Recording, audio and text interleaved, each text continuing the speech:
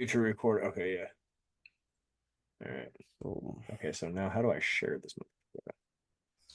I saw that a second ago.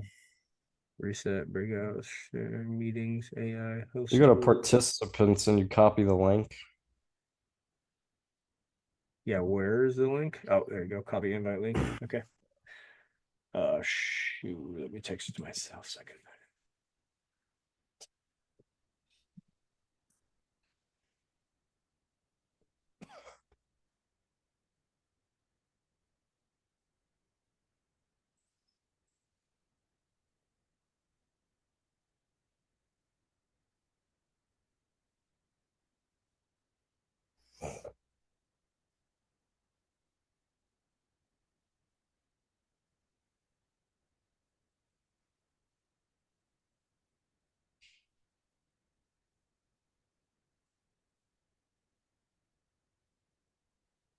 Yeah, put it in the WhatsApp chat.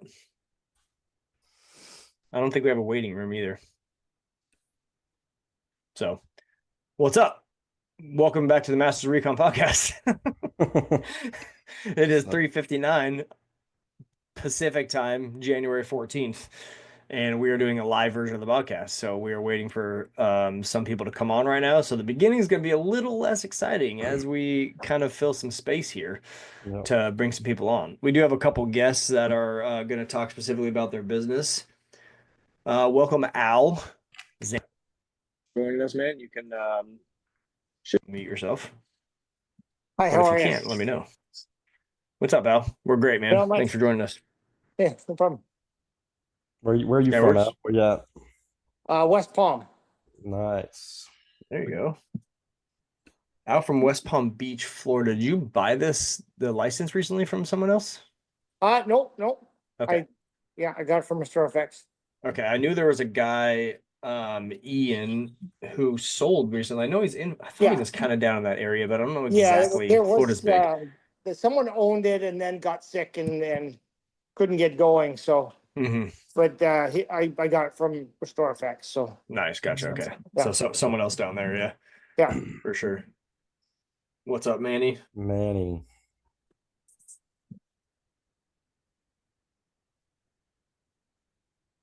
Have you been listening to the podcast, Al, over the last couple of years? I've listened to a couple. Gotcha. Yeah, I don't. Not a big podcast guy. Well, yeah. I mean, um, I listened to a couple of them. There was some interesting stuff, but not something that I was glued to. Yeah, for sure. I'm pretty busy, so Yeah, no, totally get that. No yeah, doubt. yeah. We got a few people joining. Manny, Mallory.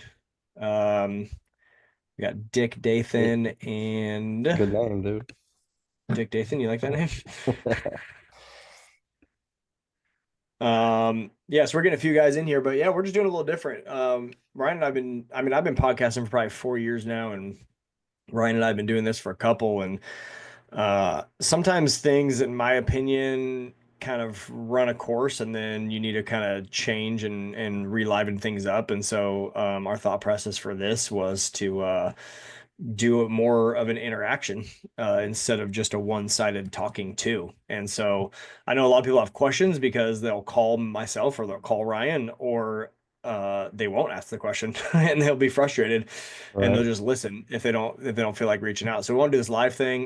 We feel like the interaction is super helpful in the fact that people can ask those questions and we can answer them live instead of like you said, like Al was saying, super busy, and then you listen to something, feel like you need to change something, life goes on, and you forget to talk about it and see how you can help.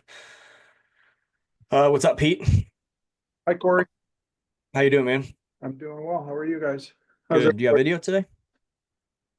I'm sorry, I just clicked on my headphones. So I Okay, missed you cool. for a No second. worries. You got video. You got video today too for us? I can see you. Okay, but your video is not on, which it's fine if you don't need it to be. But How do I do um, that? there should be a button down in the lower left-hand corner that's video with a line through it. If you click on that, or if you click on the little arrow next to it, you can choose which camera to use. What we got here? I think. Oh, here we go. I can see Ryan. Yeah, our videos are on. No one else's videos are on, which may be a setting on our end, which we there's going to be some stuff here. Actually, I think I can. Let's see. I can ask you to start your video. I wonder if that will work. The host has asked to start your video. Okay. There we Look go. at that. There he goes. What's up, Pete? It's been a while, man. Hi, how you guys doing? We're great. Thanks for asking. All right. How are you? Doing well. It's cold here today. We got a little bit of snow and typical winter for us. I think we're, Yeah, right. we're supposed to get some snow next week, which is Oh, yeah? really rare. Well, I'm in California, so I have 62 degrees and sunny. Sorry. Shut up. But our state is burning down, so toss up, right? Right. Not laughable, but Yeah, I know. It's terrible. yeah, it's far from me. So LA is probably a 7 hours of driving away from me. It's probably 6 hours to that area. But what's up, Greg? Looks like you're going home for the day. He's muted. I think. Anyways, so we have you're muted, Greg. If you want to say something, you just click that unmute button down in the corner. If you're on your phone, you can swipe left or right usually, and there's an unmute button, and you can click it, and then you can talk. Yeah. Pretty cool how that works. So we wanted to start with something visual because we can't usually do visual with the podcast. But Ryan, do you want to share your screen? We wanted to start with something that's very RestorFX specific with basically the resources tab, and just talk about that real quick. He's screen sharing. Do you guys use this resource tab for anything? And if not, why not? Do you guys want to talk about that for a second? I don't know anything about it. Wow. That's wild. Anybody training any new guys, or is everybody pretty much trained up? How do I? I mean, Everybody's trained? Yes. Yeah, so we have 2 new guys that are training, and I'm waiting to send them to Bellingham because they're super busy. But the resource center, I didn't even know this until recently. You could find videos and you could convert them into Spanish, whatever language you want for the guys that are in different countries or people who just speak different languages.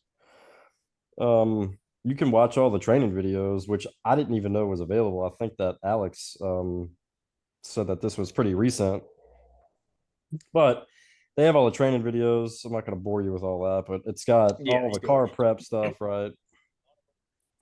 Which is pretty cool. That's a nice feature. Yeah. There's a ton of stuff in there from like if you just like click if you go through it, resources, you hit operations. It's this is the handbook that you should let all new guys read, obviously. Make them. Yeah. I mean, Make 'em honestly, they read should it. read it. Like should, if for sure. if you went and got a job at like Target or Starbucks or any place like that, there's gonna be a handbook that you're gonna read. Oh, yeah. One makes you look super legit, like you have everything super put together, and then you're kind of way more on the same page than you would think too. Mm-hmm. Maybe as a center owner, I should read it myself. Right, that's a good start. Yeah. There's one we use a lot, which is this inventory tracking list. Yep. Like our guys fill it out every week, once a week, but we make an order every other week. So this is good, but it's got all the tools to like run your business and I think this was from when RestorFX was trying to be a franchise, or they were trying to franchise. Yeah. So they had you can see all the this date. stuff. You can see the date on the Google uploads. Some of it's 2019, 22. Like that one, April of 22, or excuse me, 19. Yeah. But yeah, I've used several of these. There's a lot of marketing stuff in there as well. So if I need some stuff for social media, I'll go in here and find some of that. But sales training for the guys, like I got a lead technician who, if I'm off for a week or if I'm busy or whatever, we'll have him, go out and do some sales. Yeah, so they got I think they've updated this quite a bit too. Yeah, they have. Oh, that's nasty. Yeah, it is nasty. I'm trying to see that after. Nice. Yeah. So, I mean, if you have those days where you can't, or absorbed. your marketing guy is not getting up, getting the content, you could grab this stuff pretty quick. Well, it's good to know that this is available, I guess. Yeah, We we'll should- definitely check it out. we should definitely look into it. Looks like there's Yeah, a lot it's- of good content in there that we could either reference or pull from. Yeah, 100%. Yeah. Yeah, even like And- hiring new people, it's got everything, dude. I would literally start from the beginning, from the handbook, and just work your way down and get acclimated to it, and you'll see all the stuff that you can actually utilize. And it's got like opening procedures, closing procedures for the shop, which as you Mhm. start to like develop into more of a business and take yourself out of the day-to-day operations and things like that. Like I have checklists for my guys for opening and closing the shop and stuff because I want things done a certain way. And if I didn't write it down and have it, posted where they can check it off, it's hard for me to come back the other day and say like, well, why didn't you do this? Like I didn't know you want me to do that every day. So it's like, here's the sheet, here's what we do every day. And I made it my own too, because there's separate things on there, but here's what I want you to do if I'm not there to close. This is what I do when I close. So this is what you're gonna do when you close. So Right. and if they don't do it, then it's easy for me to say, like, well, what, it's on the list. Like it's not, it's not rocket science stuff here. Has anybody used the resource tab in a different way that wants to unmute themselves and speak up? I haven't at all. I didn't even, honestly, until now, I didn't even really, I probably heard about it in discussion, from Alex Yeah. and Ryan and stuff, but, it's my Mhm. fault. I should, I don't think I've really sat down and kind of gone through a lot of the stuff that's in the store, which, I should have. Yeah, for sure. No one speak up. I guess you guys are all listening. If you don't want to unmute or put in video on or anything, there is a chat down here too. You can go ahead and type in the chat if you guys have any questions while we're talking through everything here. Again, we do want it to be interactive. That is the goal. So if you guys have questions or something you want to add to it, that's the whole point. So it's not us talking at you guys and gals. All right. So Pete, we talked a little bit. Again, with the interaction part of the thing. Mallory, you trying to say something? No, I'm just telling Jesse I have no idea how to even get my picture on here, and I didn't know I was unmuted. Oh, okay. Well, that's okay. You were being pretty quiet. I think I can turn that on if you want. There you I go. just asked you. There you go. You'll I don't start know what video that later. does. It I don't know. said Mallory will start video later. Oh. You don't necessarily have to have video on. It is nice if we do end up talking that we can see each other. That's all. Yeah, I was trying. I don't know, but I'm here. I'm listening. Yeah, tech. If I hit ask. Oh wait, Okay, here we go. there you Yeah. go. Perfect. Perfect. Where are you from, Mallory? We're from Indiana, Southern Indiana. Nice. Very cool. Yeah, and Jesse's here too. He's Ryan's muted himself here. Hello, Hey, guys. what's up, Mallory. Jesse? Hey, Jesse. hi. Y'all were at What's up? MTE last year, right? Yes, we were. Yeah. Oh I yeah, we remember got. Yeah, they had us do that short little clip, and that was. Yep. I've never even seen that clip anywhere. Oh, Yeah, I've I seen saw it. you guys. I've You're seen out it. there. Oh, Yeah, we're yeah. on there. Me and you standing next to each other, being all cool. Yeah. Yeah, but they were right next to us. Yeah. Yeah, I think I went right after us. or Yeah, that's before. right. Well, that's cool. Hey, have you guys used the resources tab on RestorFX? I've visited it, but I don't know if I've used Yeah. it a whole lot. Yeah. There's a Yeah. lot of good stuff in there. Yeah. For sure. So just as a part of the visual, because I think we're gonna probably put this out as a video format too, so people can kind of see that maybe on the Master Recon or somewhere internally with RestorFX. But there's a lot of people that don't know about that, which is it's massively built out. They put a lot of time and effort into that too, which is cool when you sign up for a license to have like all that back end stuff that you don't have to create.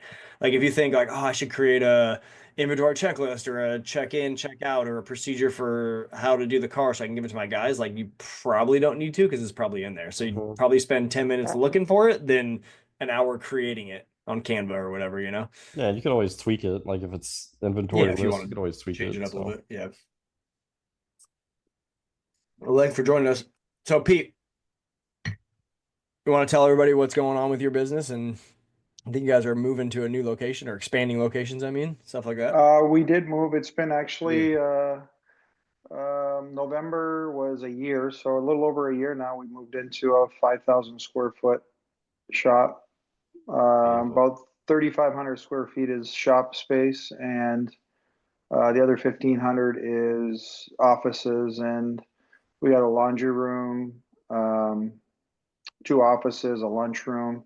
It's more space than I need as far as the office space, but in my town, it's tough to get anything that's commercial, industrial with a garage door and shop. So Sure. the other thing was nice was the location was, I'm right in the heart of the city. I'm right in the center of all my dealerships. You turn one way down the road and you're down the main artery of the city, and the other one's down the expressway. So it just kind of links you to everything. So it checked Beautiful. more boxes than it didn't. And yeah, we're settled in. Had to kind of retrofit, paint, lighting, everything. And yeah, we're pretty much set to go. We have a designated ceramic room. So, which was Oh, nice. that's awesome. Yeah. Yeah, we had the landlord put one of those roll up garage doors in. And so that way there, when we're doing RestorFX or we're doing polishing and ceramic, there's no dust going into the RestorFX shop part. So it's nice. And I upgraded all the lighting in there too. So Beautiful. Looks like Greg has come home to a broken water heater. So he's going to work and listen at the same time. So welcome to real life, I guess. yeah. Oh, that's awesome though. So you could probably fit like 9-10 cars in there at once to be Yeah. worked on. Yeah, That's cool. we had 11 cars in there one time. It's awesome. Oh, really? Yeah, That's beautiful. but you know what? It allowed our first shop that we had. We were able to work on 5-6 cars, depending on the size of the vehicles. But it was tight. Like there was not a lot of room to work, and my guys kind of got used to working that way. So once we got into the new shop, it's like everybody's like, they got all this space and it's nice, and we're just not all on top of each other, so it works out well. Y'all have 2 locations or one? I'm not mistaken. Just one. I should have 2. Were y'all trying to open up the second one? Dave's got 2. He's got one Okay. in his town that he lives in, and then London, which is about 45 minutes to an hour away from him. Gotcha. Yeah, so we all just like put Pete and Dave as like the same person or like Yeah. the same company. Yeah. Every time I always Yeah. get you, I I can't keep you guys straight, which is good. And Dave is apparently at a hockey game tonight, which is like super Canadian. It's awesome. Yeah. I wouldn't mind him jumping on the Zoom at the hockey game. Yeah, that'd be sick, right? He's with his son though. I don't think he's trying to mess around with work. Got to draw the line, Ryan. Right. Well, that's cool, dude. So, I mean, yeah, that's great. And how many techs do you have? Like, don't you just have the 2 or 3? No, 2. Right? I've got so my daughter has been working with me, and she's expecting. She's actually due anytime now, and so we hired Grandpa another. Yes, Eh. we hired another tech back in August, knowing that she's going to be off, and so she's kind of moved over into the office side of things. So I have three full-time techs that process RestorFX and ceramic coating. And then I'll just kind of jump in as needed. I still kind of do my mobile paint touch-up business and make sure that I line up work for the shop. Yeah. So you're out there quote. That was my next question. Do you have anybody doing sales for you, or is that you're doing that yourself? I'm doing that at this time. Yeah. Yeah. Yeah. That's pretty much where I'm at as well. Mallory, do you and Jesse have someone working for you, or is it? We have one tech that works full time. So and I hear of all these people, doing their techs are doing 4-hour vehicles, but she's not quite there. She's very particular. She's good. She's really good, but she's almost too particular sometimes, like on wholesale vehicles. I've tried to tell her a dozen times, don't spend so much time on wholesale vehicles. Retail, you're fine. But so she's there. We do have another kid that comes in on his like college breaks, summer breaks, Christmas, all that stuff. And he was with us since the very beginning. He was like a junior in high school when we started. And Jesse got him in there and started working like after school. So we'll have him. So right now we have just one full time, and then I get out and do sales, and then I will jump in. Like if we get doubled up on a day, I'll process. I don't apply or anything like that, but I'll prep a vehicle, and then she does the application because she's better than I am. Yeah. Yeah, and honestly, my guy was, oh man, 1.5 or 2 years, to be honest, before he was really. There was a couple times we put in 2 cars in front of him. Yeah, but there was I remember you. Yeah, there was too many like things that held him up. Maybe a little bit mentally, but he would like run into a problem and he couldn't solve it in Couldn't 1 hurdle second. it. Yeah. Yeah, which it is normal. I mean, we've all had a skill as far as dent repair or touch up or whatever. You run into problems, and if it delays you an hour, hour and a half, and stress starts to build, and you apply on a panel and you have to strip it or whatever. But Yeah. Yep. now he's 3 years in, and for the last 6 to 8 months, like he'll do 2 cars a day every day and be done at Awesome. 5.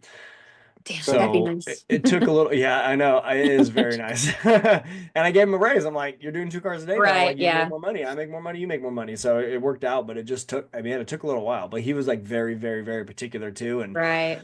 just like we train our dent guys too, like there's a time and a place to turn it on and turn it off. If it's a retail job, then there's different level of care and quality that you need. But if it's a wholesale, and if it's just you got to decide if that one particular thing is going to take you 30 minutes, but it's only going to make 2 square inches of the car better.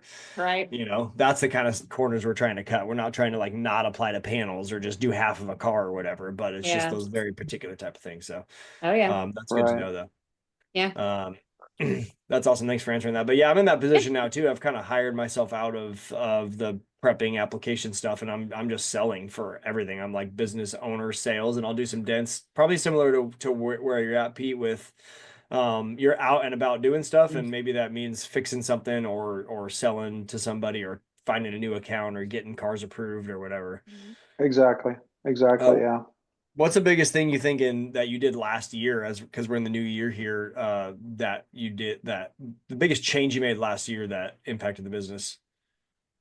Uh, for me, I started thinking outside the box a little bit instead of with just dealing with the car dealerships. Like I hooked up with our local Harley Davidson dealer, and we've implemented a ceramic coating and a paint restoration package with them, so that way they can sell it.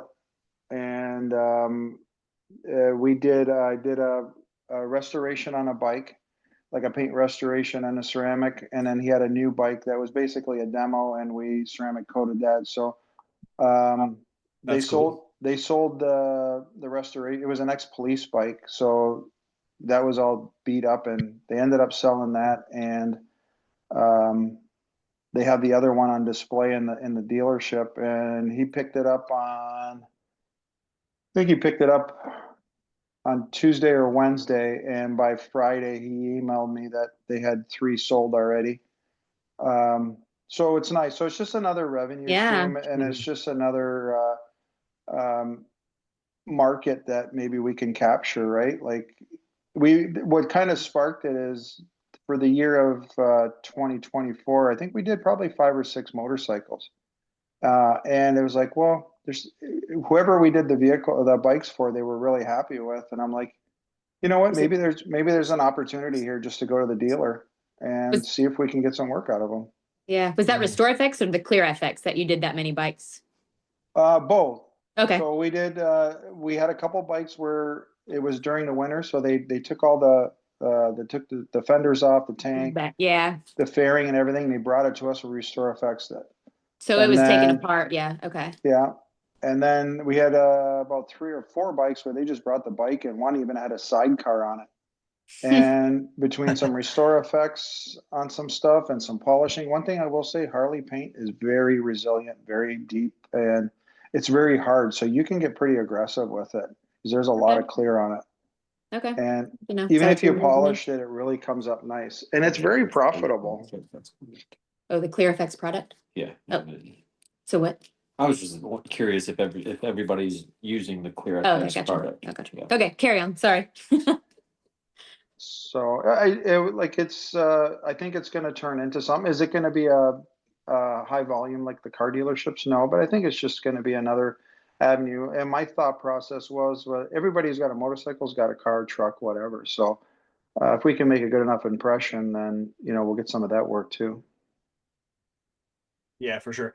That's awesome. And I think I'm doing like a shop owners roundtable at MTE. We'll talk a little bit about MTE too, but I think one of the things I'm going to focus on that is that I think with like the digital age and all of the marketing that happens online, I think people like forgot or just didn't give enough credit to like showing up and selling in person. Yeah. I still don't think there's anything better than doing that. And I think even more, I think a lot of times even more so now because we're so bombarded with all the different social medias and all the different marketing that if you just show up and take a car or a bike and show them what you can do, it's massively more effective than trying to run ads only. But I'm guessing that's how you got that is you walked in there and said, hey, here's this cool thing I could do for you, and let me try it on one of your cars. I'll just show you instead of talk to you about it the whole time, and then a relationship is born from that. Exactly. And same Yeah. thing, like what we do with the dealerships. I just connected with a big wholesaler here in my town. So we're a border city from Windsor to Detroit. So there's a lot of vehicles that get shipped from here to Detroit and to the US. So this guy imports about 100 cars a month. So I Wow. just kind of connected with him. It all started with an ex-manager that retired. Is good friends with him, and I did a car for him. And I was like, can you talk to Mike and see if there's something, I think we would be an asset for him. And he's like, yeah. So he ended up talking to Mike, and I said, I'll do a free demo for you. Anyway, he saw the car, he brought it back. He was tickled pink. He gave us another one. So like just this week, we've already done 2 vehicles for him. And I talked to him today, and he's like, yeah, between now and the end of March, I plan on buying 500 cars. So it might turn into something. I guess what I'm trying to say is just maybe we need to just revisit think out of the box on some certain things. And I know the dealers are a little slow right now, and the volumes aren't there like they were a year or 2 ago, but maybe just be a little bit more creative. For sure. Love that. Yeah, that's something to add, Ryan. Ryan's sick in bed, by the way, but he's still here. I'm trying not to sniffle in the microphone so much, but I think that I don't know about where people are at, like close to lakes and stuff like that, but I think this year our goal is getting more into boats, marine, just because I've always had a really good connection with a shop down the street from me that has like a yard full of boats all the time, and they're all oxidized, every single one of them. Yeah. So it's like we've always had that market. And I did one boat a long time ago and never got back into it. And like that's something that we really want to dive into this year. Just because people who buy boats, I'm one of them. I'm a huge fisherman. Um, we spend a lot of money on not just the boat, but the electronics and then the appearance of it. And then leaving that thing in the water for a couple days at a time, it comes out with the scum line. I don't care what lake you're on. Yeah. So the Lake restore, Tahoe. yeah. Well, I don't know about Lake Tahoe. Lake Tahoe, you could just drink the water out there. Apparently, it's special. Yeah. So I think we're looking at that this year to get more into that, just because I think we're not to say tapped out with the wholesale market, because it's forever changing. I mean, we all know that the managers are constantly moving around. That's what I was saying. Yeah, someone moves and The it's all first of the different. year Yeah. this year, we had so many changes with managers. But what's funny is, like one of my really good, he was on the podcast, I think probably the second or third one. His name was DJ. He's so like intertwined with RestorFX now that when he's a new car sales manager, the used car sales manager just up and quit one day, and I went over there and I'm like, DJ, dude, you need to make sure you like find somebody that's gonna keep giving us cars. Like I do not need to like come in and have to sell this guy with stuff. And he's like, yeah, dude, don't worry, I got it. So like he pulled some guy in, and he said like the first thing he talked to him about was RestorFX. Yeah. That's awesome. So I was super happy to hear that. But like I said, it's just forever changing, and we're just trying to keep the shop busy with the wholesale. I had my lead technician that's been with me since the beginning, just up and quit after the first of the year. So that was kind of crappy. This year? Yeah, like he let No. we gave everybody 2 weeks off for like the Christmas New Year's holiday, just because of where, and I paid him for it, right? Like I paid everybody's salaries, and like he let me do that and then just up and quit the 2nd of January. So I'm like, you bastard, like I gave you, I gave you everything really. So it That's was a just kind bummer. of disheartening. So like now we're just in the realm of, luckily I had another guy that's been with us pretty much the same time, and he's moving to do paintless dent repair. So we are trying to get him out of RestorFX. So I told him, I said, look, as fast as you can get these 2 new guys trained up to install, that's as soon as you can get out of RestorFX and move on to learning how to dent. So he's in there like busting butt to try to get these guys up to par. And then we're going to send them out to Bellingham as well. So. You got something to add, Blake? If anybody does, just feel free to chime in. It's a small crowd, so you can speak up, or you can just text down there if you want to. And welcome, Mauricio. People will go and see that movie. People will be compelled to go and see that movie. Sounds irrelevant. Okay, muted.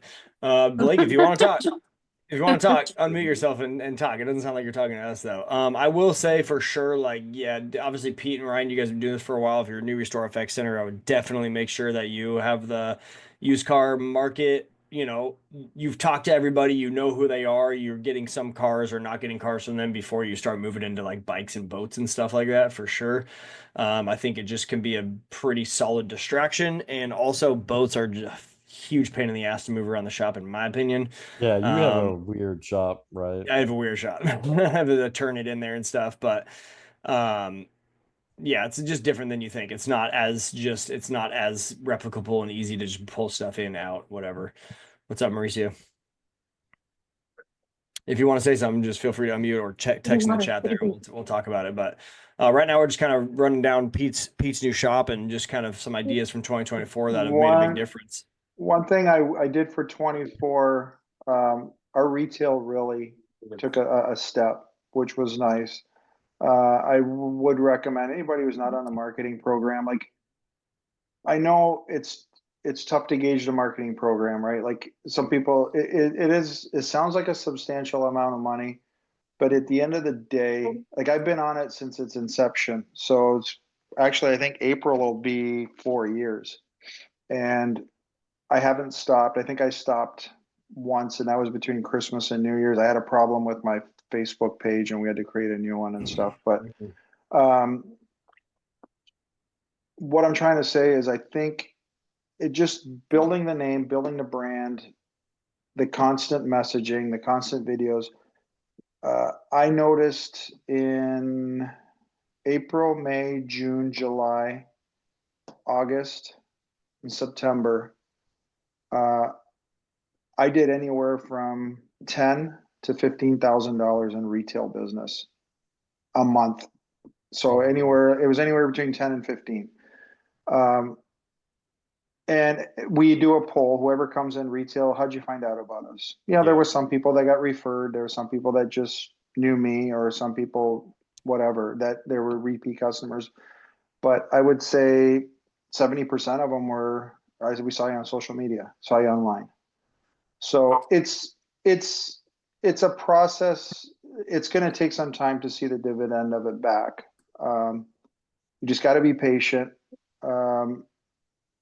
You're not going to be able to get the word out any other way. Like you can do your own sponsored posts, and you can do this, and it doesn't have the reach like what they have. Is it a perfect system? No, but they're getting better. Cameron's getting a lot better than he was when he first started, and I do recommend it. It's data driven too. I mean, like he knows what posts work and what gets most views, reactions, depending on what you're trying to get. You're trying to get people to view a website or give your contact information or whatever. So I've experienced that through the marketing program as well. What I did, he had everything kind of set to go to Messenger or some kind of a messaging system, or it would go to the website. So we weren't getting good response from that. I have a digital business card that I had made here locally, and I had him link. So what started it, and what, I don't know if it was coincidence, but I think it was the end of April or end of March, whenever it started, I had any of our marketing stuff linked to my digital business card. So if somebody clicked on it, it's like a mini website. So it gave them all the particulars. You could call, text, leave a message. There was reviews on there. There's before and after videos. There's your Forerunner video, Corey, on there. I have a ceramic video on there. Everything was there. And we found once it got linked to that digital business card, the people that did call us or come by the shop, they already knew what they wanted. It's like, I want to bring my car in. Can you guys take a look at it? It wasn't how much. this, you know, like your typical answers that you got from messengers. Sure. 2014 Rogue, how much? You know what I mean? It's like, well, Yeah, exactly, dude. So so much. I'm like, send me pictures, maybe. Start there. yeah. So we kind of, Yeah. in my opinion, it weeded stuff out. Was it a coincidence? I don't know. It was a pretty big coincidence, but ever since we switched over to that, it seems like we're getting more quality people. That's awesome. We're not getting crazy numbers, but the people we get, like this week here, or last week was our first week back. Same thing with us, Ryan, like we took 2 weeks off. And so last week was our first week back. And we had quite a bit of phone interaction for the first week of January, which I was really happy with. And we're in a cold weather climate. Yeah, that's killer, dude. That's awesome. Does For sure. anybody do giveaways? Like, it doesn't even have to be in the automotive industry. Like, I don't know, a turtle box or anything like that. So we did, we sponsored a car show. It wasn't last year, it was a year before. What we did is we did a social media, actually one of the managers at the Subaru dealer that I do work for, it was his suggestion. So what we did a social media post and put it out there. We picked one car, one free RestorFX. You emailed in your photos and why you thought your car was the right one, you know, to candidate. And we ended up doing half of the car. And since we were at the show, we did the hood and a couple of panels, and then the one side we did the hood and one side of the car. The other side of the car wasn't done, and we got a good response from it. Like it was just something like we probably had about 20, 25 interactions, people sending in stuff. And after that, even though we picked one car, we ended up getting like 3 or 4 cars out of it from that they were paying customers. That's awesome. Mauricio says we do giveaway for car shows, charity drives, teacher of the month, coach of the year for local high schools. Great opportunity to have the community know you. That's actually Yep, awesome. that's awesome, dude. That's Yeah, that's good awesome. stuff. Yeah. Yeah, it's a bunch of different ways. I mean, those are just little things you can do, especially for, you know, if you have a smaller community. Little bit harder for me to do in Yeah. Sacramento. It was like 1.5 million people. But locally, like right around my shop, within a 10-mile radius, we can do some stuff like that. I sponsor a little league team, things like that. But yeah, giveaways for services. I've given away a lot of gift card type of, you know, just made on Canva gift cards. I don't think I've ever had anybody use one, to be honest. Dude, I've given away a lot of benefit in as far as like people think, wow, that's cool, and they maybe hear your name and they think good things, and then no one ever uses it. It's kind of wild. I've given away a whole like executive package every year at a golf tournament, and nobody has ever used it. Wow. Yeah, it's like kind of that's weird. $1,800 worth of like. One time my friend won it and like didn't even bring his car in. I'm like, he's like, dude, I didn't, I felt bad, $1,800 worth of work. And I'm like, we gave that, like we should have done it. So he felt Right, like exactly. an idiot, but For sure. I've I've never had anybody use it. I've done same thing with Canva. We made up a free ceramic coating giveaway and stuff. So what we've done is some of these charities they're asking for a donation or something. So what we'll do is I get a little. We do it as an 8x10 with a little stand on it, and they'll put it on the counter, and they'll either do silent auction on it or free raffle, however it works out. And we've probably done a handful of free ceramic coatings that way, and it helps out, right? It's just another way of getting the name out there. And yeah, for sure. I would try to get your dealerships to let you put like that same type of thing you're talking about on all the sales desks and give away like a RestorFX, like maybe pay for the RestorFX and do the ceramic for free, because that's obviously the easier thing to do. That's a good idea. But that'll get your sales team like at the dealerships like really giving a shit about RestorFX, like wanting to sell it. So something we do for dealerships and their sales guys is we have one, obviously we incentivize the guys at the dealership to want, like, obviously like some sort of like kickback for them. But pretty much it's a competition between the guys at the dealership That's cool. to get one, their own stuff done, and two, hold on, sorry, I had a call come in. All good. All right. Basically kind of a competition for them to get that done. And then on top of it, we do incentivize like their clients to, like on a referral program, if they bring more, more, or, somebody else in, then they get a good discount on their service, even though they already technically get a discount when they get the card from the sales rep. That's cool. Nice. Yeah. That's I like fun. the competition side of it. Yeah. Yeah, So especially for sales guys. They're all competitive.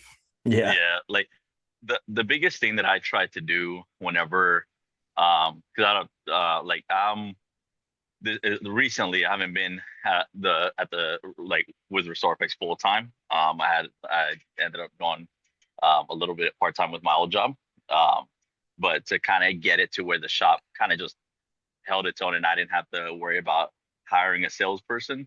I basically came up with that dynamic to where one, make it a little bit of competition for the dealerships and their guys, and then as well as just honestly kind of doing like a referral fee.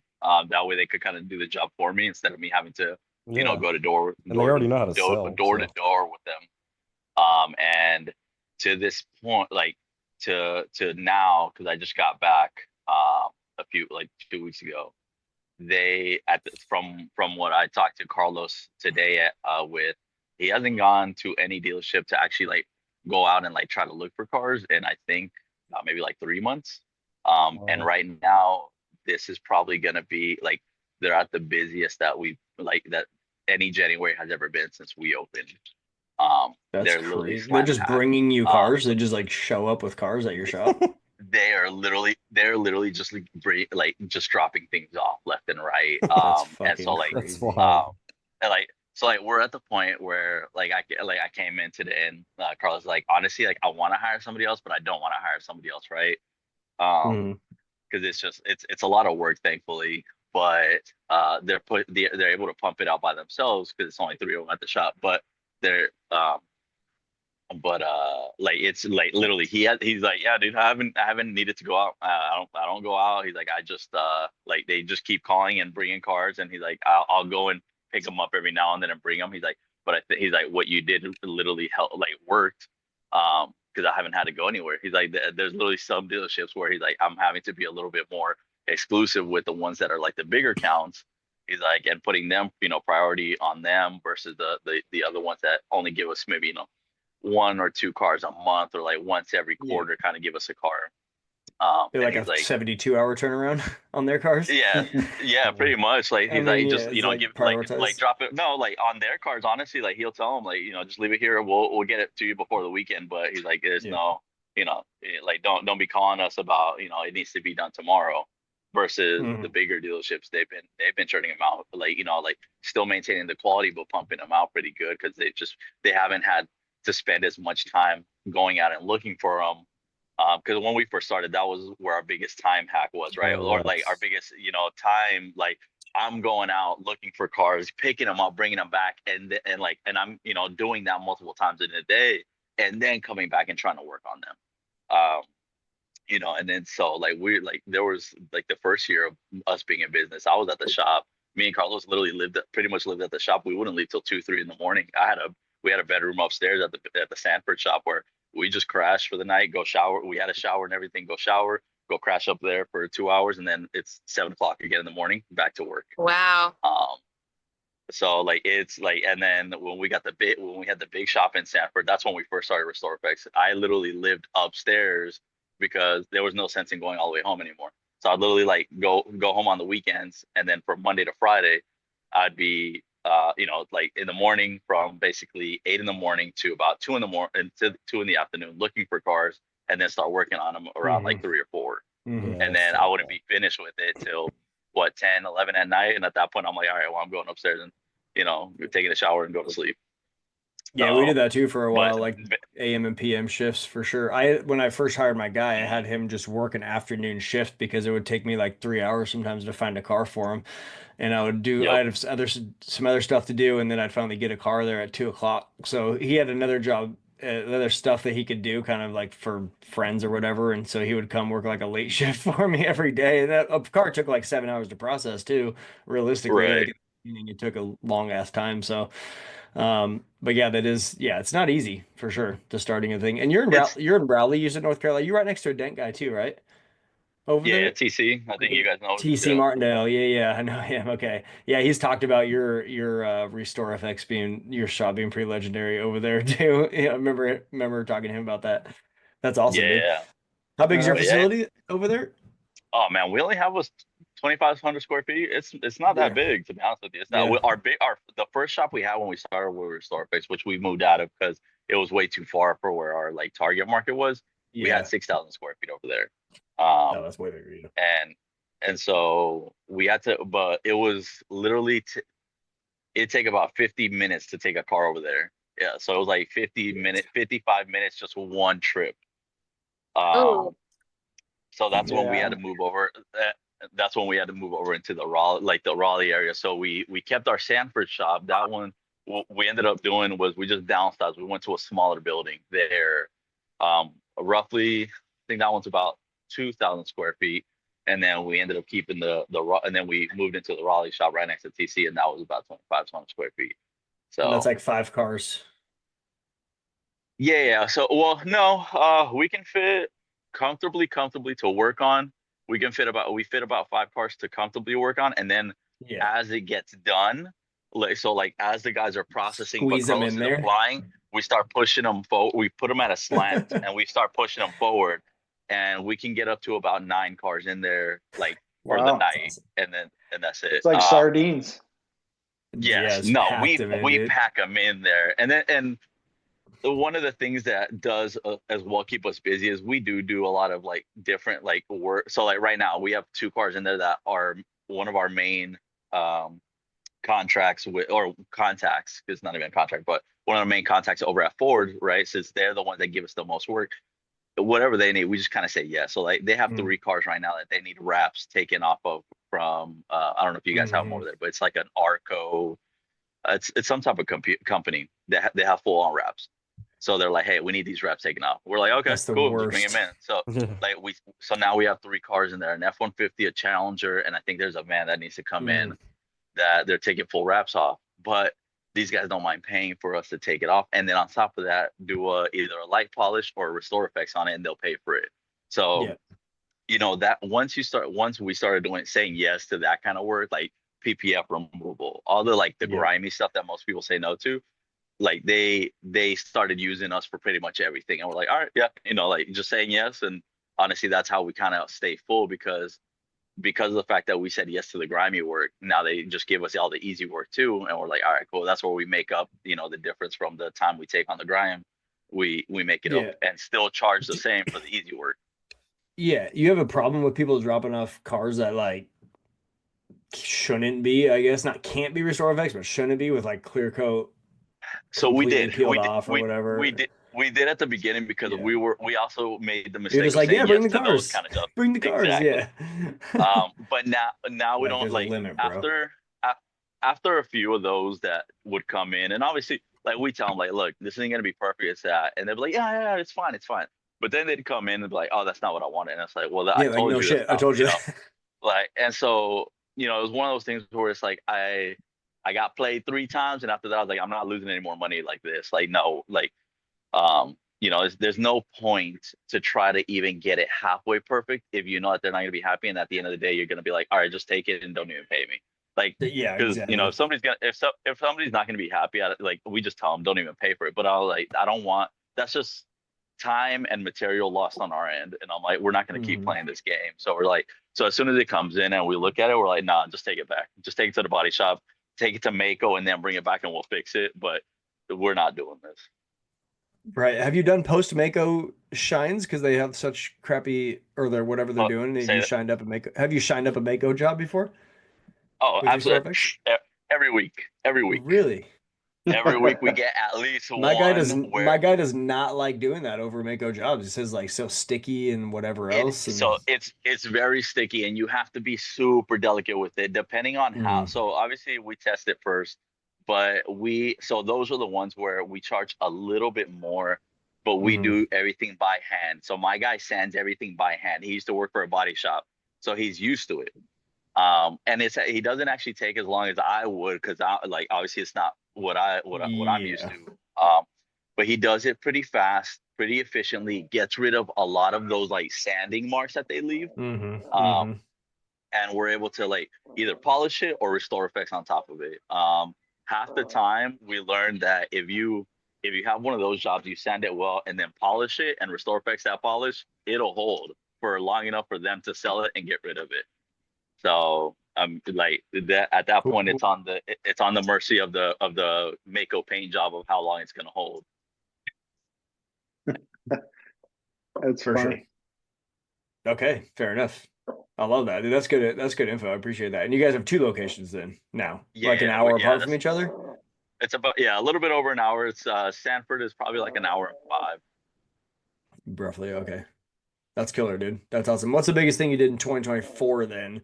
Maybe like you said, salesmen competitions that made you guys busy without selling, really. Basically getting the sales teams involved. Um, we do a lot of I used to be a lot more in the car scene. And Yeah. so they made a lot of friends with the window tint guys, mechanics and stuff that they also help out. They give I make them stack. I go on Vistaprint, make them a stack of referral cards and give it to them, to where they get like some kickback from every job they send. Um, and honestly, just having them do that, like, yeah, you don't make 100% of what you could make, but if you make 85% of what of the total price and you have everybody else doing it for you, I mean, honestly, to me, that's a win. Yeah, 100% of zero isn't very much money though if you don't get the job. So Exactly. um That's pretty much what we've done. Because honestly, we haven't done anything like we haven't been with the marketing program just yet. That is something that possibly in 2025 we're going to be doing. But I'll be honest with you, we just haven't been on there. I know we should. We just that's all haven't right. done it just I because mean, shit, honestly, if you got we've not been that too many doing people what we've would been if they just doing got for a dealers minute. dropping cars off. I mean, come on now. Yeah, and like Carlos is very old school, so we've done everything. Even when we were just detailing, we built everything off word of mouth. And we just had pretty good success with it. So Raleigh's not it's not Sacramento big, but it's also not a small little town, Yeah, right? it's big. So Yeah, for sure. and like and we've still been able to have really good success with it. But so that's kind of where we're at right now. We just haven't expanded more because honestly, if we do expand more, we're probably going to need to hire more, and then that just opens up a Yeah. whole new can of worms that I want to deal Next with level of training people business. and Next stuff. level of business for sure. Did you like officially have conversations with these sales guys, like call the sales meeting together, went in the room, talk to them, or did you just like chat with all of them while they're Not chat standing one there? on They're just one with standing them. there on the corner calling out colors of cars because that's the car they're gonna sell Yep. or whatever, and you So just were like, "Hey guys, sell this shit." well, yeah, Essentially. like Yeah. essentially like just went one by one, be like, hey man, like you wanna make some extra cash? They're like, what do you mean? I'm like, here, I give you some of these cards. Nah, basically this what I have a couple of your other guys doing, and they're like, what? What do you mean? And they're like, so wait, they're getting money. I was like, hey man, I'm like, hey, we can all eat. I'm like, there's plenty of money to be, plenty of food at the table. So they're like, yeah, man. He's like, yeah, no worries. He's like, and like we incentivize them after a certain amount of cars that they send, we'll give them an actual like ceramic coating on their vehicle. Mhm. Or we'll give them a discount on any wraps, anything like that. So I'm like, hey, you guys want to do this? Like, give me 10 jobs and we'll do, yours for free. And so they're like, Yep. okay, so I don't have to actually, there's about 3 guys where we don't there's no like money kickback, but they do get like services. So they get their car detailed or, they get their Yeah. family's car detailed or ceramic coated, something like that. So there's an incentive for That's them. cool. That's cool. Love that. That's awesome. Thanks for sharing. You got anything for him, Pete? That was some good info right there. Yeah, no, it's good ideas. So something to try to implement on my side too. Yeah. We interviewed I know we were talking about applying to Mako cars and whatnot. We were talking to Riley last month at some point about maybe getting a specific applicator pad too, which will be interesting to see. They're kind of R&Ding. They said how many things did it go through, Ryan? I don't know, they said like 100 different. You're on mute again. Me? wake up. Oh, Yeah, I thought you meant me. My they- phone died. No, I'm back. that's I okay, think Mallory. Riley Thanks. said that they've tried everything out there possible, and they Yeah. just like started reformulating something from scratch, Yeah. like taking two things and meshing them together. From what I Yes, that'll be interesting to see. I'm looking forward from that for hopefully, you know, a lot of times people are like announcing or whatever. So hopefully, we hear something from them on MTE about that. Yeah, they said they're doing. I talked to Nadia. They're doing the lunch like they did last year. Yeah. So Yeah. we should be able to get to hear some of the good stuff. Yeah, they got some they got some new stuff coming out, the ceramic and that too. And A touch-up system. I got another touch-up system through, I think it's the one that they're going to be selling. It does work well. It's basically a small paint mixing system. Yeah, that's what we needed for sure. Yeah. And you know, just you can do it off your phone. You can they sell you the scale. It's a whole complete kit. You can mix it right down to a half ounce of paint, which is nice. Yeah. And That's huge. I've been And using store it it. for about 6 months. So when I'll will sh- this be? When will it be available for all of us if we are interested in it? That I'm not sure. I'm sure they'll announce that at the meeting.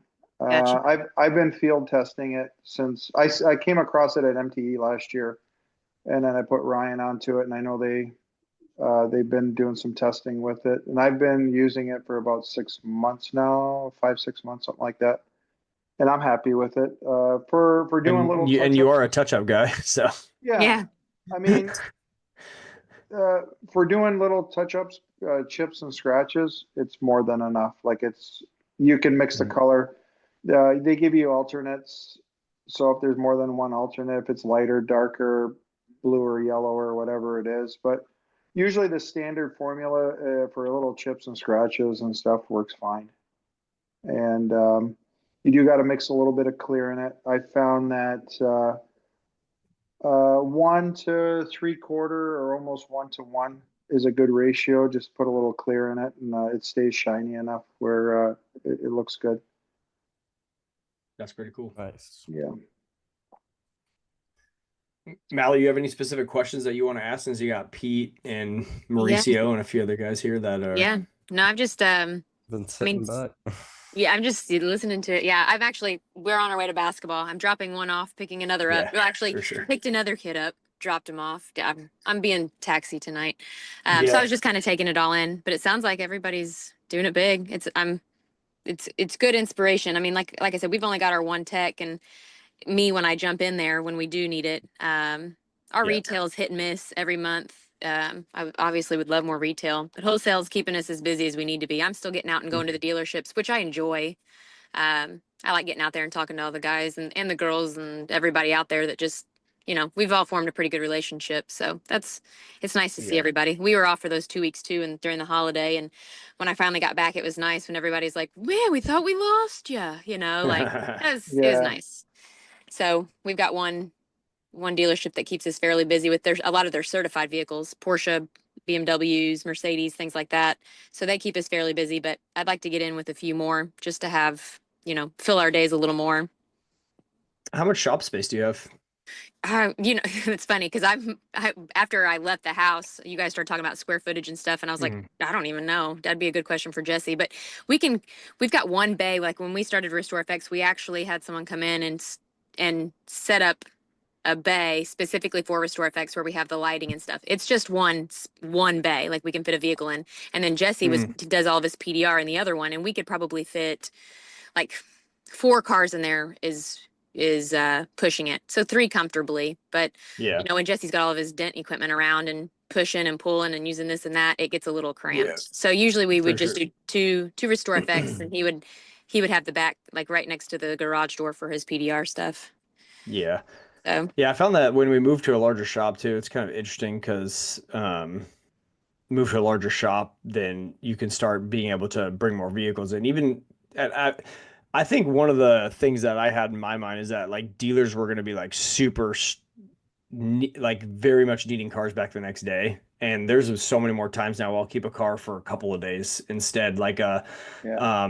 Like sometimes we do have a couple dealers that bring us vehicles, and so we pick up a couple cars, and then we have dealers bring vehicles, and then it's like, okay, we're like triaging. Okay, we're gonna do these two today. Yeah. Well, there's other cars here all ready for tomorrow, and I think having shop space or even parking spots or yard space or something to have more vehicles on tap Yeah. is super important. And I have an office manager that will pick up and drop off cars too. Like my guy's done 3 cars in a day before, but it was in a situation where there was cars already there, and I had my office manager take the other cars back and swap them out. So he's just working the whole time, Yeah. and there's none of No that extra stuff. Yeah. Yeah. No delivering, no moving around, no Yeah, and I rearranging. think we have a little bit of a limiting belief sometimes, like with not having enough shop space or only having our guy or girl be able to do 1 car, that we kind of like limit ourselves on like pushing too much for getting the work. Because when I have the space and I know my guy can do 2 or maybe even more cars than that, now I'm out there like asking for work. Like, well, we can do that panel, we can do PPF removal, we can do all these cars, and when when you feel like you have 1 stall and 1 car per day, you don't want to oversell, because you don't want to tell that dealer like, yeah, we can do it, but it's going to be like January 22nd or whatever. Yeah. Uh, and so I know you potentially thought that, and so I would say maybe having a car for more than a day, so the car's already sitting there for her, or Yeah, I do that. I'll do that on occasion. okay, Some yeah, of the guys are like, some of the managers are like, no, it's a day off my lot. We're losing money. So they literally yeah, went back the next morning by like 8 a.m. Like, okay, but when I can do that, I definitely try. yeah, for sure, for Okay. sure. And I We feel like a lot of them were like that in the beginning, but Yeah. I think they just over time, because that's not true. That's only if they're going to sell the car that day, which they think they're going to sell every car tomorrow. Yeah, they So want to, yeah, that's in their mind. yeah, for sure. Well, guys, I we just got to basketball practice. I got to run in for a All parent right, meeting, cool. but I appreciate everybody and their insight. And we're not Yeah, sure we'll if we're see going to you at make it to MTE. Oh, okay, MTE. Well, we're not sure yet. We've got 3 potential basketball tournaments. So we've got to manage our beautiful. kids and see who can help Yeah, out. So it may for be a sure. last minute booking, but either way, if we Nice. make it, I hope we do. But All right, good otherwise, you stuff. guys have a good evening. You too. See you, All Mallory. right. See you guys. Bye-bye. Bye. We getting back to shop size, Yeah. that was one thing from our smaller shop to this new bigger shop. Uh, it was difficult for us to have vehicles where we would have them, like if you did a RestorFX ClearFX, right? Like an executive package. Well, it took up a spot for a few days. You'd run if it was summertime, we put it outside, but if it was Right. wintertime, we put the Can't infrared. put it on the snow. Yeah. So that's potentially for us, that was 1 less car a day for Yeah. however long, 3 days it was. So Mhm. having this new shop, I've found that those bigger jobs that we weren't getting before, or maybe I was saying no to, we're getting now because we have the space. It can sit in the corner, we can restore FX it, we can cure it, I got the ceramic room. So that's kind of helped out. And the other thing too, that's really helped our bottom line. I did it last year and last winter, and then also this winter. And I've been doing it through the year. It was kind of a winter thing to kind of fill the gaps, but we're doing panels. So now, like, I've got 3 techs. So they do 2 cars a day each. Yeah. Yeah. And then what I've been doing now is when I can do my lot inspection, I look for stuff for panels too, right? So I've been backing down on my touch-up business. So it's like, I make 3 lists. I make one for touch-up, then I make one for panels, and then I make one for complete restore effects. So my panels will be like this. It'll say, restore effects, rear bumper and quarter, or you restore anything up to 3 panels. I call it panels. So up to 3 panels, and then we'll do a little touch up. And if there's a couple other spots that need polishing, we charge $350 for that. So Yeah, my for sure. goal That's good. is to get 2 cars each for each guy. So that's 6 completes, and then each guy do 1 panel vehicle.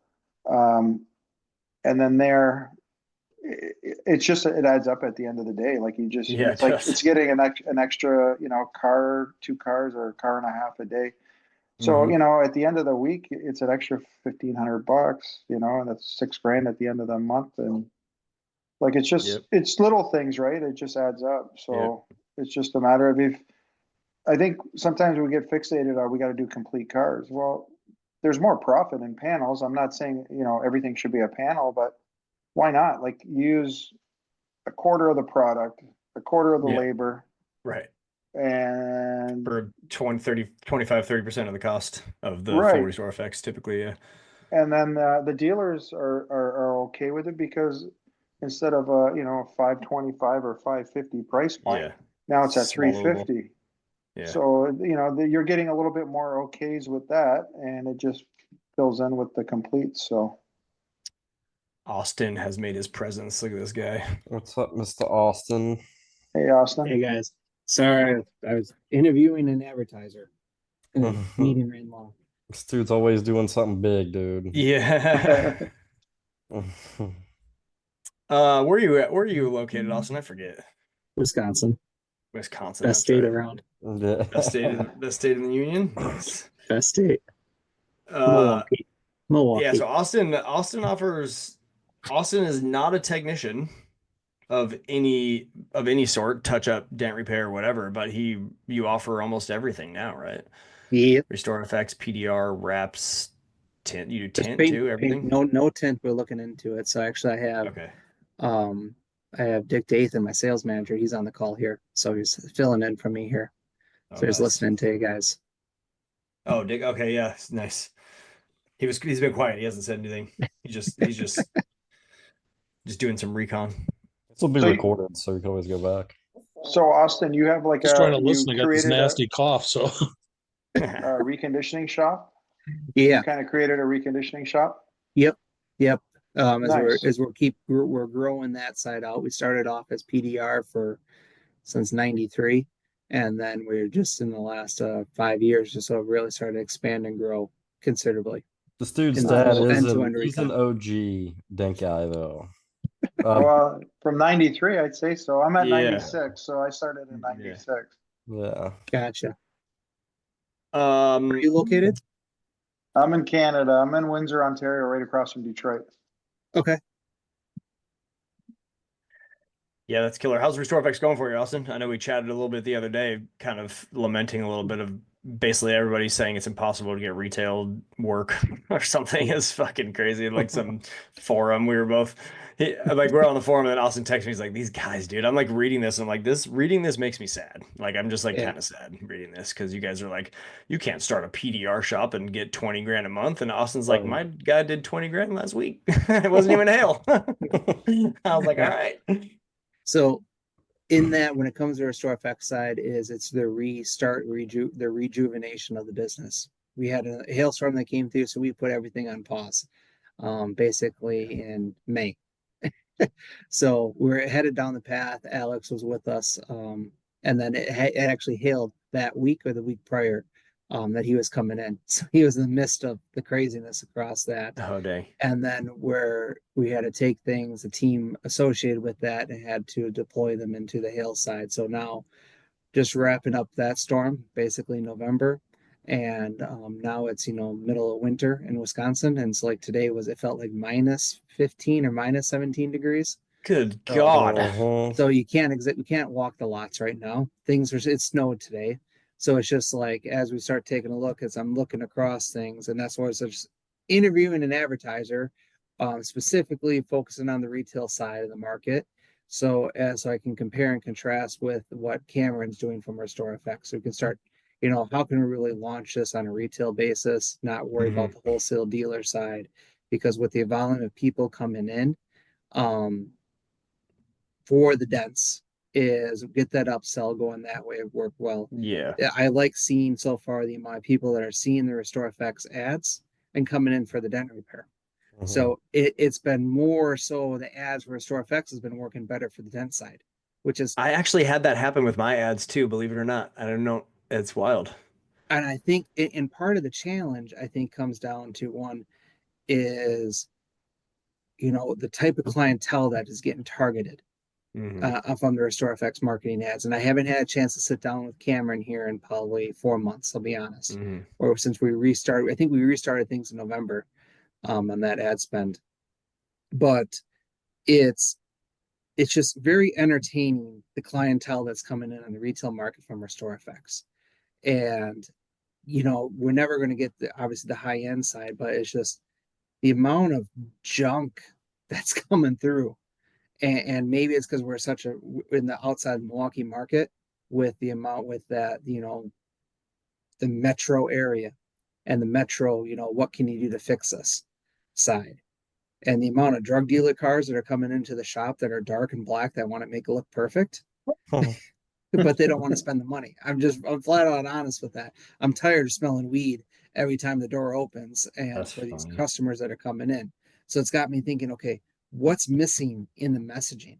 And that's why, you know, I'm looking at other alternatives. Nice. So it's kind of a weird tangent for you.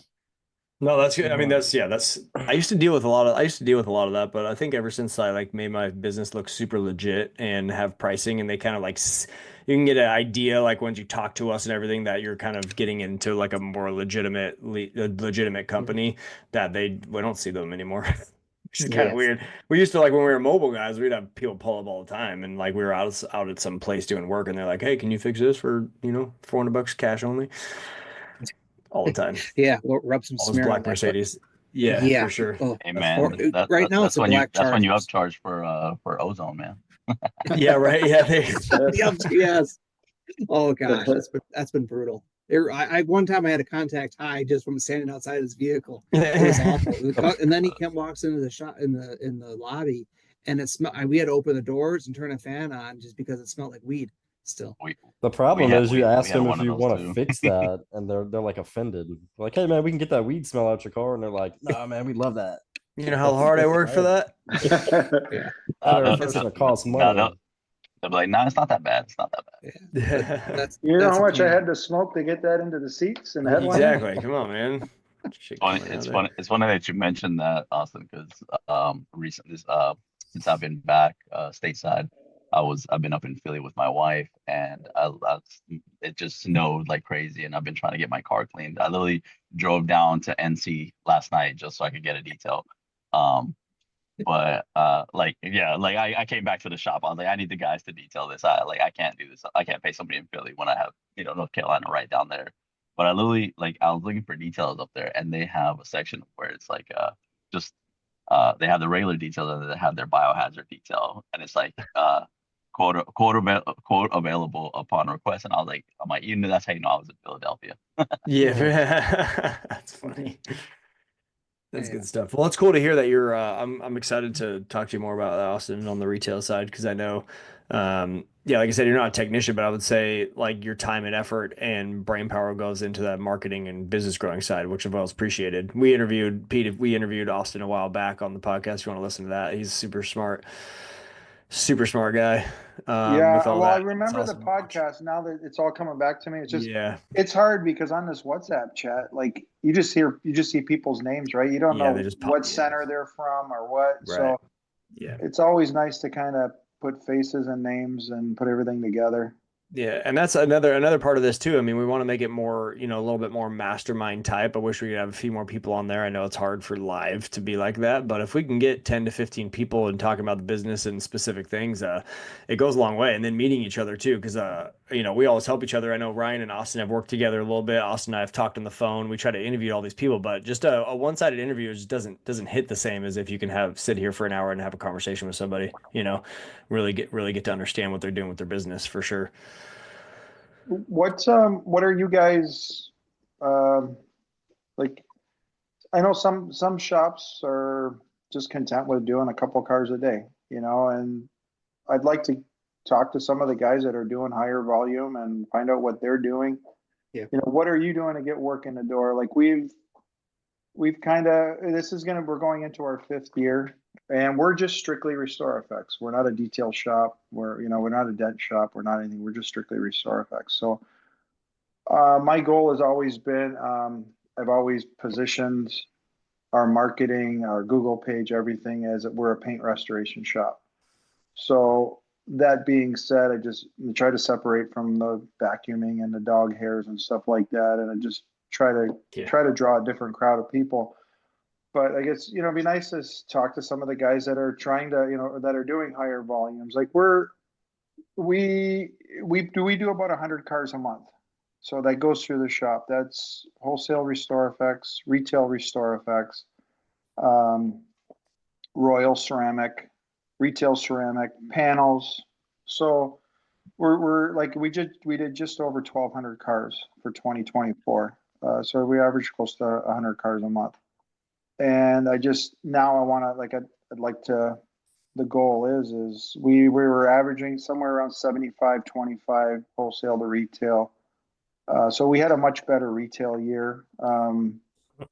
Just to be nice, some of the guys that are doing these higher volumes, like, what are you doing? Are you doing something out of the ordinary that we're missing that we can maybe implement into our businesses that just, even if it's an extra 5 to 10 cars a month, right? That adds up. It's an extra 120 a year. So For sure. Yeah, that's what we're here. That's what we're here to try to unlock, for sure. No doubt about it. I know Mauricio, how many cars do you guys, do you have the idea on that? I mean, if you're like 6 cars a day or something? So typically, it's really going to depend. I would probably say about 5 to 6 a day, like full and complete. Now, something, I guess something that we do here, which quite honestly, I don't expect anyone else to ever do, is we have 2 different shifts, kind of like what we were talking about earlier. We have our normal crew, and then we had our night crew up until I've really been thinking about that. the end of the year. And basically night crew's job is, like, day crew is pretty much prep the cars that are there. Night crew is start prepping the cars for the following day, so that as soon as Carlo comes in the morning, he starts flying.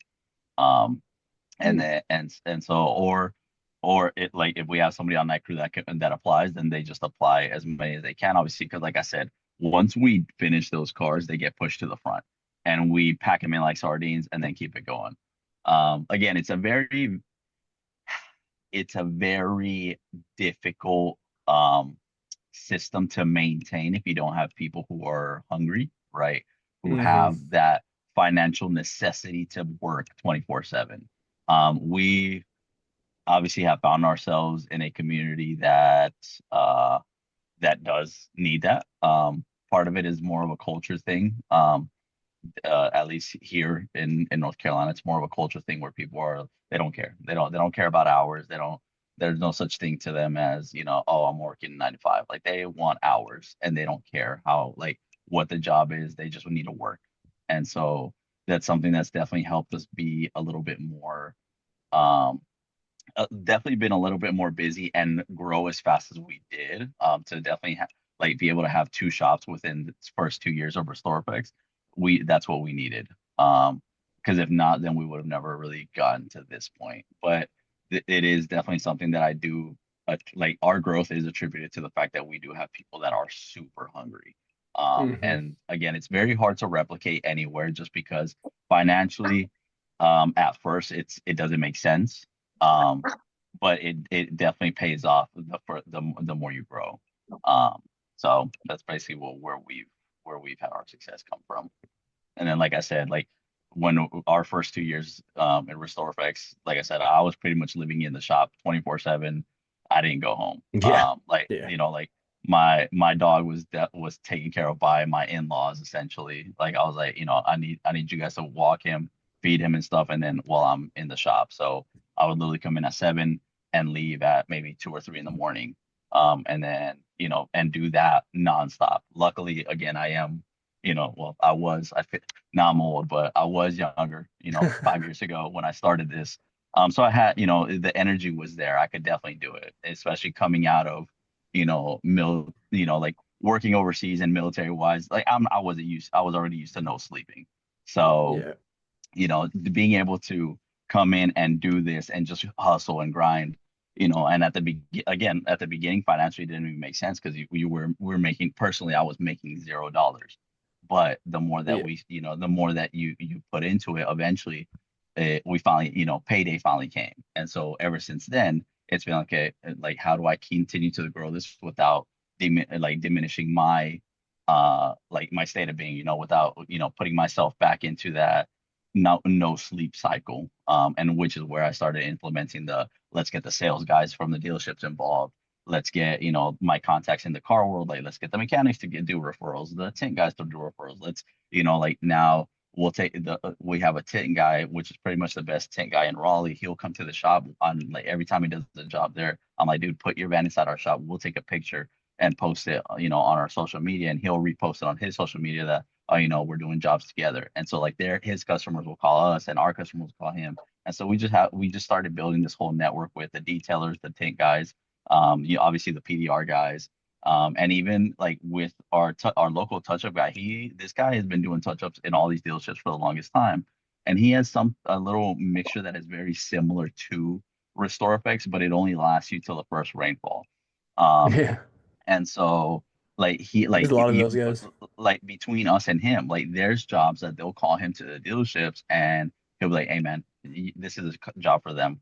Give them a call. And like he'll literally throw us work. Like he'll say no to it and throw it to us, and vice versa. There'll be some cars where I'll just, I'll take the hit, like especially like on tri coats, like I'm like, I don't want to mess with the touch up because that's just a very difficult touch up to do if you can't spray it, where I know he can do it. And I was like, you know what, take this job, and I'll just send it to him. Even if I literally got no cars that day, but there's this car that I know that if I touch it up, it's not going to look 100%. It'll look 50%. But when he does it, it'll look, 90 to 100. I'll throw it his way, and he'll see that, and that's essentially how we built a community, by sometimes just saying no to a job and sacrificing that little bit of income to let them feel happy and feel like they're part of the team. And then guess what? Now we're all kind of eating at the same table because we're just throwing jobs back and forth at each other. So really the networking part and kind of just,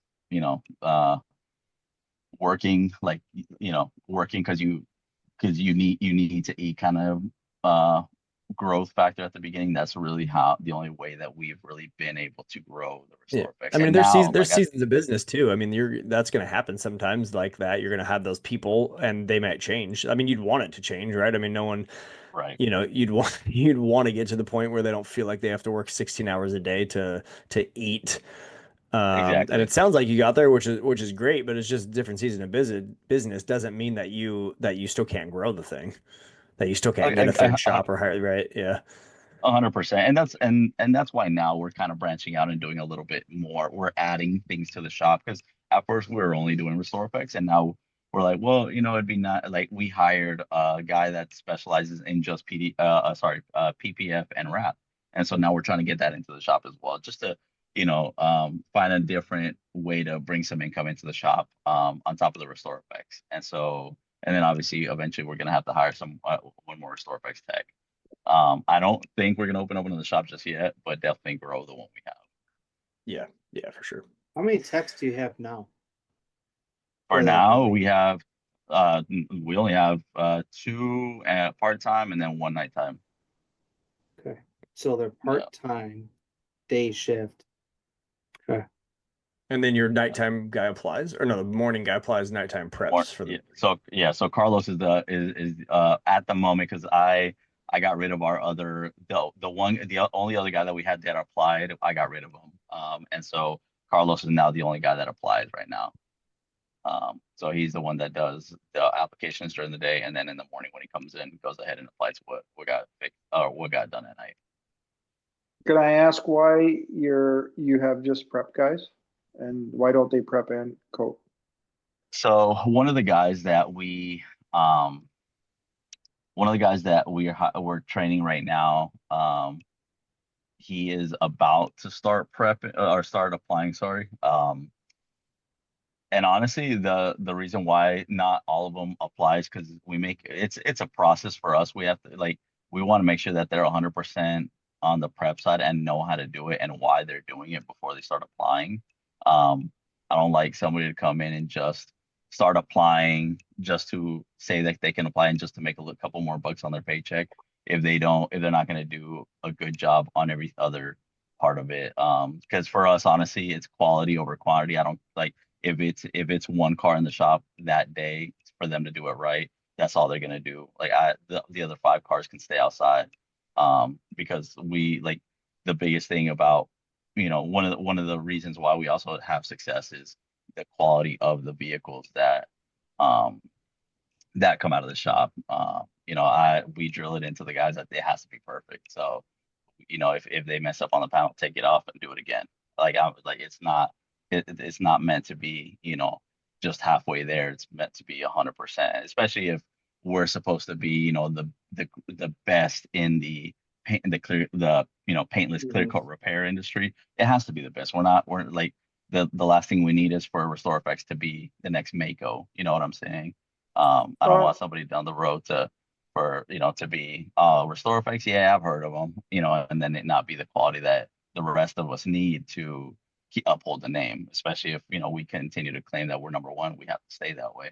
So we drill it into everyone to make sure that the quality is there. I can respect that. I agree, but to a certain degree, like what if your guy's sick or something happens, right? Like my guys, I've trained them. So I put when we make a new hire, it's they get hired at X amount of dollars to start. Once they learn how to prep, they get $1 raise. Once they learn how to prep and coat and get 25 to 30 cars under their belt that they prepped and coated on their own, they get another $1 raise. But I've got, my philosophy is by the first day, or not the first day, but the first week of prepping, we put an applicator in their hand and they'll do half of a hood with an experienced tech. I think we tried that where it was, okay, well, you just hold off on coding, and it becomes like this daunting thing for the tech. Like they think that it's more than it really is. At the end of the day, the more you do, the more you're going to get better at it. Absolutely. I've thought, like in my shop, like now every one of my guys know how to prep, coat, RestorFX. Every one of the guys knows how to polish and do ceramic coating if we have to do that. But again, because if I just had one guy doing the ceramic coating and it was like, okay, well, if this guy goes on vacation or he's sick or he up and quits, I'm screwed. I had to go do it. Yeah. So yeah, that's why I hate only having one guy currently at this time for that reason. we had Dave had Ivan LaCroix come to his shop. I don't know if you guys are familiar with him. And he came and he had a 2-day session. So I sent my guys, the guys that even my experienced guys, sent them there along with Dave's guys, and they did a 2-day session on, just basic polishing and how to be efficient and do polishing and apply ceramic coating. They all came away with a lot of knowledge, and now they're comfortable enough where something happens, I can just put one of the guys on it or put 2 guys on it. Like sometimes we'll get 3 ceramic coatings because they'll sell 2 Royals and we get a retail. So it's too much for one guy to do. It's a kind of a shift that I came up with where I feel like everybody should know how to prep, coat, do everything in the shop. And, it's just, like I said, if somebody doesn't show up or somebody gets sick and now all of a sudden you only got one person coating, then what's going to happen, right? Or you're going to have to do it. Yeah. Austin, are your guys dual purpose also? Because you said you pulled them out, the RestorFX guys out to fix hail or to run the hail, or what? Are you like dual? Are you? They're your guys doing doing parts, yeah. So it's just one tech right now. Okay. Yeah. End to end. Yeah. But we're started strong, but now now we're starting from scratch again. Yeah, for sure. Yeah. And sometimes you have to. Like last year, I let before we revamped the shop, I got rid of everyone down to back when it was just like literally back down to just me and Carlos again, and started building the team up from scratch again. Sometimes you just gotta build it up from scratch and make a team that actually works the right way instead of just just to pass the time, I guess. It's not easy finding good help. That's for sure. Yeah, no, it is not. For sure. I think we're about to wrap up. Brian was sick. I don't know if you guys knew that, but he's I don't know if he's making it back on, but we were shooting for about an hour and a half. But this is the kind of conversation I want to have, and I think communication on these things is always the hardest part, getting the word out there for people to show up. But we did at one point have about 8 to 10 people, and it was super helpful. Mauricio and Austin coming in, and Pete and what was her name? Mallory. And I appreciate it. That's good stuff. But Austin, if you had anything you wanted to ask Yeah. or contribute here before we leave, yeah. Yeah, it's probably the one couple of things that I would like to for a dedicated session is to actually want to understand different workflows and Yeah. how. So the whole idea I thought of a night shift side is I didn't even think about that across that. I would like to understand that. What do different people's workflows look like? So if everybody was able to like start hates process maps. What does that actually look like? Would want to understand what is that. What are people doing in terms of different pay structures? So is it commission based? Is it hourly based? Just kind of as a ballpark, just trying to understand that. So those would be the first two topics to focus in on. And then the other side is facility, a little bit more on the facility build out. Just want to understand, how people, from based upon how they've set up their workflow, how have they repositioned the build in order to make it work that way. So those would be three things that I would like to understand a little bit deeper as I re-engage here. Yeah, for sure. I love the workflow. Super important. I've tried to get a handle on that and just asking. I mean, everybody does it a little bit differently, and I think I don't think I realized how important that was, especially for RestorFX. And I mean, I've thought about that too, like doing a second shift, or because we have the shop space, and it's like, it seems odd. I rent the shop space and then I'm open Monday through Friday 9 to 5, and I'm like, there's a lot of hours left for work there that I could use. Even in Saturdays, we're not even open Saturdays, and I'm like, maybe I just need to hire somebody for nights. Like, I don't know. I've had all these different ideas, but I'd love to hear that. And then how you're talking about like who walks the lot, who picks up the cars or has them dropped off, and how you coordinate that, right? Where they get parked, how they get processed. Do they get parked and stay in the same spot from start to finish? Or like Mauricio saying, they do it, they prep, and then they'll move it off in the corner, and then they'll give space back. Like, I would love to hear that, but we'll do a focus on that for sure. I like that idea, and pay structures, and then facilities. That'll be a little harder. We could definitely share some stuff in the Master Recon group or something, but yeah, you're even just like talking about what facilities look like. Yep. Yeah. Yeah. What, is it one bay door you go in and you go out? Is it you enter in one side and you exit out with a completed car on the other side, running it like a factory? Because if you think about this, is this a factory or is this a job shop? And as because flow creates smoothness, and as things go, and so that's one side. But something as simple as how technician carts are situated. What is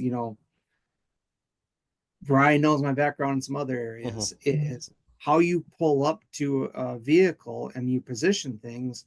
If you're going to pull up to a heavy piece of equipment and change oil in it, is how that service truck is parked next to it matters.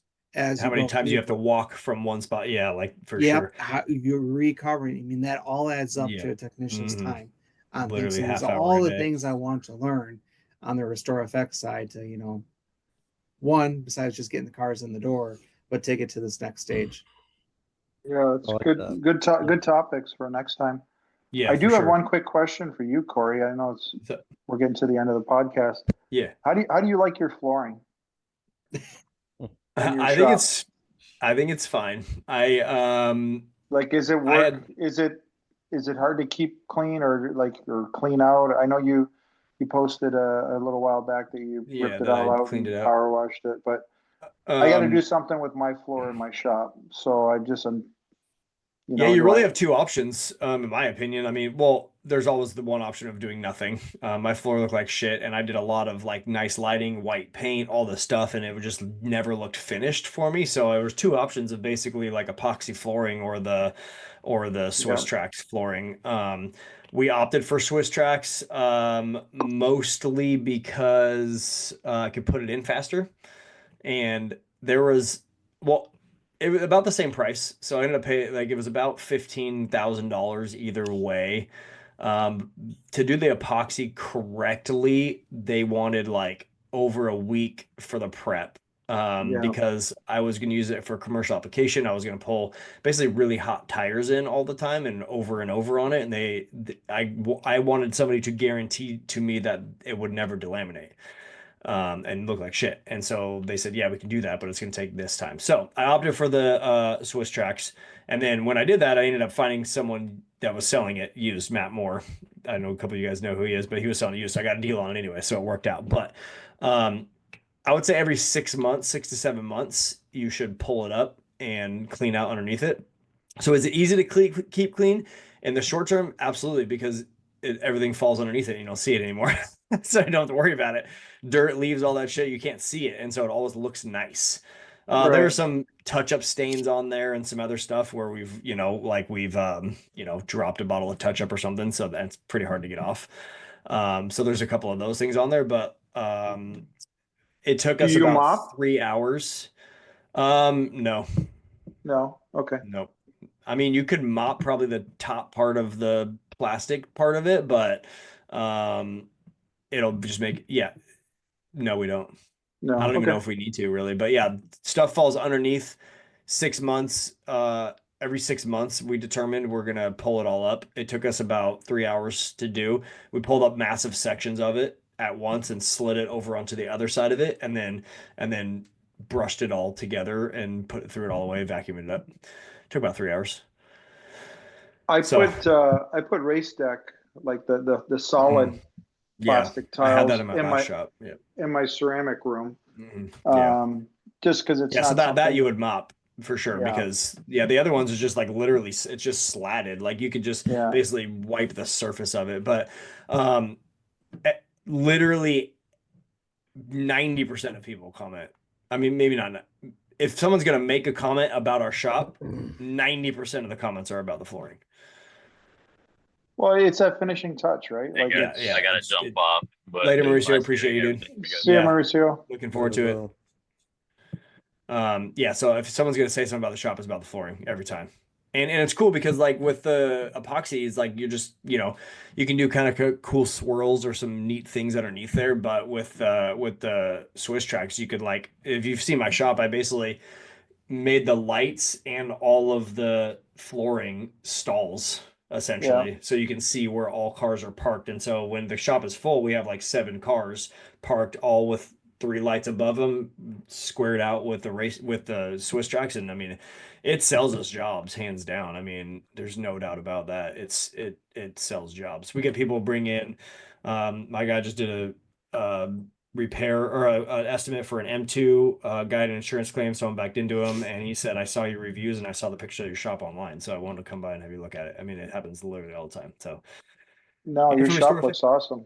Great yeah, job. makes a big difference. Thank you very much. Yeah, put a lot of time and effort and thought process into doing it because I had a shop before and I was moving into this shop, and so it was a very thought out process. But again, for Austin, like, what does it look like and how it works for sure? Yeah, definitely.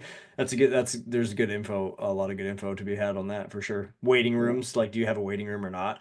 If you're a RestorFX place, no, really, you wouldn't need one necessarily. But if you're offering No, other services, then it's super important. we have one just the way at my shop. Like when you walk into the front door of my Mhm. shop, there's like a little. We put a couple chairs there. Yeah. But then then there's another room that you walk into, and that's our reception room. We got a TV on the wall with our Hmm. pricing. Got a Yeah. couple. We got some shelves selling some product and stuff, and Yeah. there's And a Austin, I'm thinking, counter. yeah, go ahead. Yeah, I'm thinking a lot through the process of like where you park the truck next to the car, and I'm like thinking of the process like where I'm selling my services in my shop. Um, when you walk into my shop, and I did this on purpose, that you walk into the shop and there's an open desk. You don't walk into an office, so everybody that comes in the shop can see everything, which I think is super important because we're not hiding anything. And I think body shops do that. They do hide things because I mean, they have to kind of to an extent. I mean, if someone's car is torn down to complete nothing, sunroofs out, all the seats, like they don't want to see that. But for us, it's different. And now I'm like have this little kind of corner in my shop, and I'm gonna put like our Dempro philosophy, core values, some stuff right there. So when I'm selling to them and I'm pointing to the shop and pointing to this stuff, it makes a significant difference of like just where you're standing and then what they can see while you're selling to them or trying to potentially upsell them too, Pete, or Austin, for from dense to RestorFX. It makes a big difference. Sure. So we'll yeah. get into all that. Yeah. Workflow and sales flow, on something like that. For sure.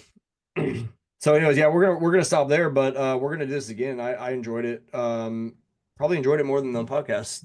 Looking at Ryan's ugly face the whole time. You're about to fall asleep, dude. You got like 5 minutes left till Ryan's I done. feel like straight crap. Thanks No, for making it happen. You Anyways, know, guys, we appreciate. yeah, It takes a lot of your time to do these podcasts and stuff, but we appreciate when you guys do it. It's always a wealth of knowledge, right? You just hearing somebody else's perspective on For how sure. they're running their shop or what they're having an issue with or what they figured out. So I know it's time away from your families and that. So I just want to let you know we appreciate it. Thank you. I appreciate that. Yeah, so we'll run this again. Like we're pretty much second Tuesday of every month is when we're releasing podcasts, and so we'll probably end up doing this again. Tentatively will be the second Tuesday, February 11th, but and we'll try to get some more people. And I think the topic of conversation will be workflow, sales flow, and pay structures. Yeah. So if you guys are listening and want to hang out for the next one, then put it on your calendar and pay attention to the WhatsApp and my Facebook or Instagram or Ryan's or somewhere. It's like it's posted out there. You just got to kind of pay attention and you'll get it. So Absolutely. All right. Thank you. Brian, Sounds you good. can hit stop on the recording and then I'm we can trying to chat for a figure out second how to longer. do that. Or maybe I have to because you requested it. Yeah. Bam. I think